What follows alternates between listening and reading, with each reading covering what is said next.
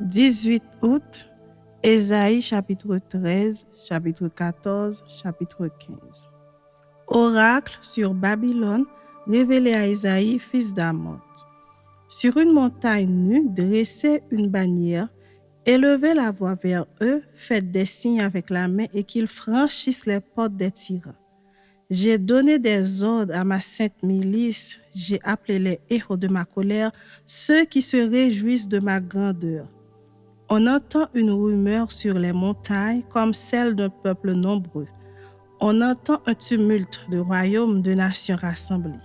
L'Éternel des armées passe en revue l'armée qui va combattre. Ils viennent d'un pays lointain, de l'extrémité des cieux. L'Éternel et les instruments de sa colère vont détruire toute la contrée. Gémissez, car le jour de l'Éternel est proche. Il vient comme un ravage du Tout-Puissant. C'est pourquoi toutes les mains s'affaiblissent et tout cœur d'homme est abattu. Ils sont frappés d'épouvante, les spasmes et les douleurs les saisissent, ils se tordent comme une femme en travail, ils se regardent les uns les autres avec stupeur, leurs visages sont enflammés. Voici le jour de l'Éternel arrive, jour cruel, jour de colère et d'ardente fureur qui réduira la terre en solitude et en exterminera les pécheurs. Car les étoiles des cieux et leurs astres ne feront plus briller leur lumière, le soleil s'obscurcira dès son lever et la lune ne fera plus luire sa clarté. Je punirai le monde pour sa malice et les méchants pour leurs iniquités.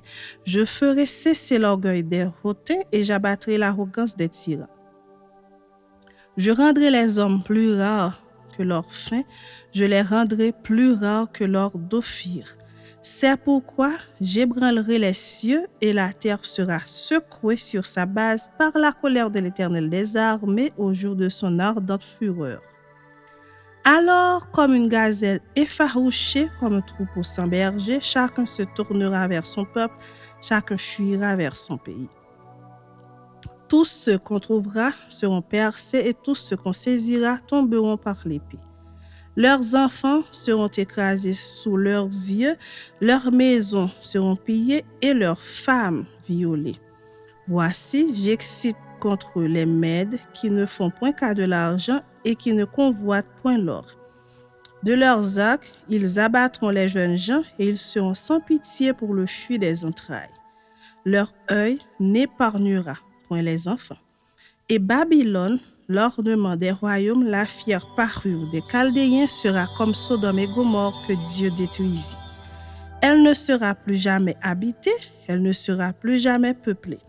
L'Arabe n'y dressera point sa tente et les bergers n'y parqueront point leurs troupeaux.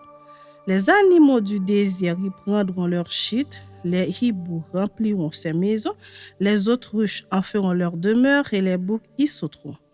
Les chacals hurleront dans ses plaies et les chiens sauvages dans ses maisons de plaisance. Son temps est près d'arriver et ses jours ne se prolongeront pas.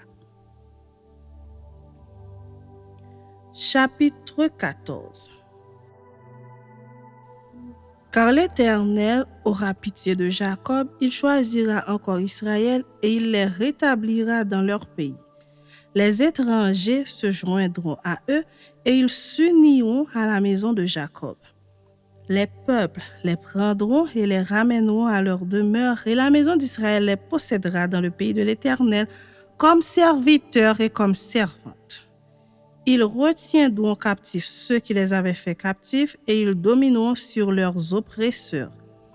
Et quand l'Éternel t'aura donné du repos, après tes fatigues et tes agitations et après la dure servitude qui te fut imposée, alors tu prononceras ce chant sur le roi de Babylone et tu diras: Et crois, le tyran n'est plus, l'oppression a cessé, l'Éternel a brisé le bâton des méchants, la verge des dominateurs. Celui qui dans sa fureur frappait les peuples par des coups sans relâche, celui qui dans sa colère subjuguait les nations est poursuivi sans ménagement. Toute la terre jouit du repos et de la paix, on éclate en chant d'allégresse. Les cyprès même, les cèdres du Liban se réjouissent de ta chute. Depuis que tu es tombé, personne ne monte pour nous abattre. Le séjour des morts s'émue jusque dans ses profondeurs pour t'accueillir à ton arrivée. Il réveille devant toi les ombres, tous les grands de la terre. Il fait lever de leur trône tous les rois des nations. Tous prennent la parole pour te dire, toi aussi tu es sans force comme nous, tu es devenu semblable à nous. Ta magnificence est descendue dans le séjour des morts avec le son de tes luttes. Sous toi est une couche de verre et les vers sont ta couverture. Te voilà tombé du ciel, astre brillant, fils de l'aurore. Tu es abattu à terre, toi le vainqueur des nations. Tu disais en ton cœur, je monterai au ciel, j'élèverai mon trône au-dessus des étoiles de Dieu, je m'assiérai sur la montagne de l'assemblée à l'extrémité du septentrion. Je monterai sur le sommet des nues, je serai semblable au Très-Haut. Mais tu as été précipité dans le séjour des morts, dans les profondeurs de la fosse. Ceux qui te voient fixent sur toi leur regard, ils te considèrent attentivement. Est-ce là cet homme qui faisait trembler la terre, qui ébranlait les royaumes, qui réduisait le monde en désert, qui ravageait les villes et ne relâchait point ses prisonniers? Tous les rois des nations, oui tous, reposent avec honneur, chacun dans son tombeau. Mais toi, tu as été jeté loin de ton sépulcre, comme un rameau qu'on dédaigne, comme une dépouille des gens tués à coups d'épée et précipité sur les pierres d'une fosse comme un cadavre foulé aux pieds. Tu n'es pas réuni à eux dans le sépulcre, car tu as détruit ton peuple, tu as fait périr ton peuple. On ne parlera plus jamais de la race des méchants. Préparez le massacre des fils à cause de l'iniquité de leur père, qu'ils ne se relèvent pas pour conquérir la terre et remplir le monde d'ennemis. Je me lèverai contre eux, dit l'Éternel des armées. J'anéantirai le nom et la trace de Babylone, ses descendants et sa postérité, dit l'Éternel. J'en ferai le gîte du hérisson et un marécage, et je la balayerai avec le balai de la destruction, dit l'Éternel des armées. L'Éternel des armées l'a juré en disant, oui, ce que j'ai décidé arrivera, ce que j'ai résolu s'accomplira. Je briserai l'Assyrien dans mon pays, je le foulerai aux pieds sur mes montagnes, et son joug leur sera ôté, et son fardeau sera ôté de leurs épaules. Voilà la résolution prise contre toute la terre, voilà la main étendue sur toutes les nations. L'Éternel des armées a pris cette résolution qui s'y opposera. Sa main est étendue. Qui la détournera? L'année de la mort du roi Akaz, cet oracle fut prononcé. Ne te réjouis pas, pays des Philistins, de ce que la verge qui te frappait est brisée. Car de la racine du serpent sortira un basilic et son fruit sera un dragon violent. Alors les plus pauvres pourront paître et les malheureux reposer en sécurité. Mais je ferai mourir ta racine par la faim, et ce qui restera de toi sera tué.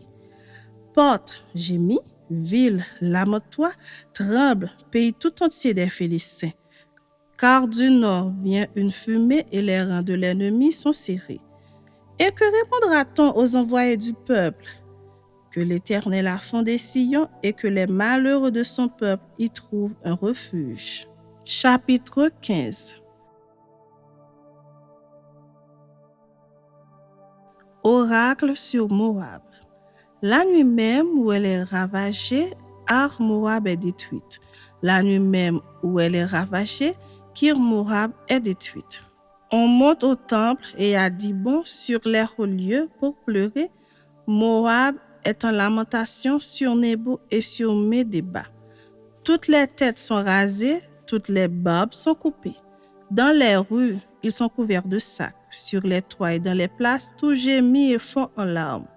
Hesbon et Éléalé poussent des cris, on entend leur voix jusqu'à Jahat. Même les guerriers de Moab se lamentent, ils ont l'effroi dans l'âme.